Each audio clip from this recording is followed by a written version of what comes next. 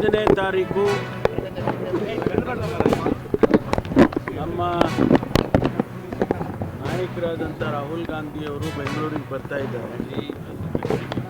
ಉದ್ದೇಶ ಏನು, ಎಲೆಕ್ಷನ್ ಕಮಿಷನ್ನವರು ಕಳೆದ ಚುನಾವಣೆಯಲ್ಲಿ ಅನೇಕ ಕಂಪ್ಲೇಂಟ್ಸ್ಗಳು ಕೂಡ ಬಂದಿರತಕ್ಕಂಥದ್ದು. ಈ ದೇಶದಲ್ಲಿ ಒಂದು ರೀತಿಯಲ್ಲಿ ಆ ಕಂಪ್ಲೇಂಟ್ಸ್ಗಳನ್ನು ಸರಿಯಾಗಿ ಗಮನ ಹರಿಸಿಲ್ಲ. ಜೊತೆಗೆ ಸಾಕಷ್ಟು ಮ್ಯಾನಿಪುಲೇಷನ್ ಆಗಿದೆ. ವೋಟರ್ ಲಿಸ್ಟಿಂದ ಬಿಟ್ಟಿರತಕ್ಕಂಥದ್ದು ಮತ್ತು ವೋಟರ್ ಲಿಸ್ಟಿಗೆ ಸೇರಿಸುವಂಥದ್ದು, ಇದೆಲ್ಲವನ್ನು ಕೂಡ ಭಾಳ ಅತಿ ಹೆಚ್ಚಿನ ಪ್ರಮಾಣದಲ್ಲಿ ಇಡೀ ದೇಶದಲ್ಲಾಗಿದೆ ಅಂತೇಳಿ ಅವರು ಪ್ರೊಟೆಸ್ಟ್ ಮಾಡ್ತಾ ಇದ್ದಾರೆ.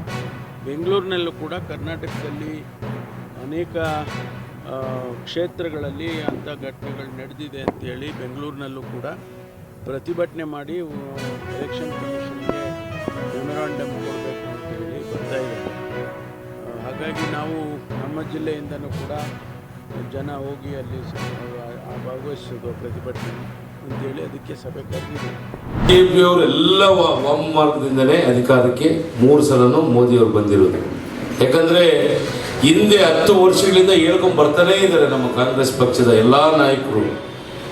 EVM ಅಲ್ಲಿ ಮೋಸ ಆಗ್ತಿದೆ, ಅವ್ರಿಗೆ ಎಲ್ಲೆಲ್ಲಿ ಬೇಕೋ 5-10 ಸಾವಿರ ಓಟಲ್ಲಿ ನಾವು ಗೆಲ್ಲೋದು. 10-15 ಸಾವಿರ ಓಟು ಹೆಂಗೆ ಕಳ್ಳ ಮತಗಳನ್ನು ಸೇರಿಸ್ಬೇಕು. BJPಯಲ್ಲಿ ಅವ್ರಿಗೆಲ್ಲ RSS ಟ್ರೈನಿಂಗ್ ಸೆಂಟರ್ಗಳಲ್ಲಿ ಇದೇ ಪಾಠ ಹೇಳ್ಕೊಡೋದು.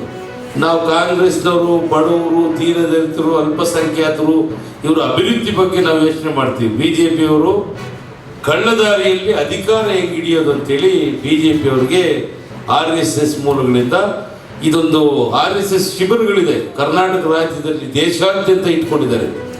ಆ ಶಿಬಿರಗಳಲ್ಲಿ ಈ ಉಗ್ರವಾದಿಗಳಿಗಿಂತ ಹೆಚ್ಚಿನ ಟ್ರೈನಿಂಗ್ ಕೊಡ್ತಾರೆ BJPಯವರು.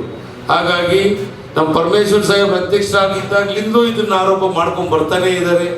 DK ಶಿವಕುಮಾರ್ ಅವರು ಆರೋಪ ಮಾಡ್ತಾ ಇದ್ದಾರೆ, ರಾಹುಲ್ ಗಾಂಧಿ ಅವರು ಮಾಡ್ತಿದ್ದಾರೆ. ಅದೆಲ್ಲ ಯಾಕೆ, ನಮ್ಮ ಕ್ಷೇತ್ರಗಳಲ್ಲೇ ಗೊತ್ತಾಗುತ್ತೆ ನಮ್ಮ ಓಟ್ ಎಷ್ಟಿದೆ ಅಂತೇಳಿ.